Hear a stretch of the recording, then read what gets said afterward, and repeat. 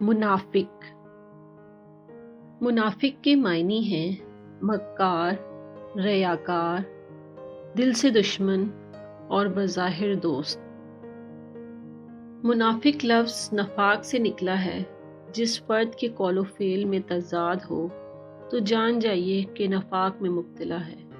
ایسے شخص کو منافق کہا جاتا ہے۔ منافق لوگ جہنم کی سب سے نچلی تہہ میں ہوں گے۔ ہر ایک کی بات میں ہاں ملانا منافقوں کی فطرت ہوتی ہے۔ 4 چیزیں ایسی ہیں جس شخص میں پائی جائیں وہ منافق ہے۔ جب بات کرے تو جھوٹ بولے، وعدہ کرے تو پورا نہ کرے،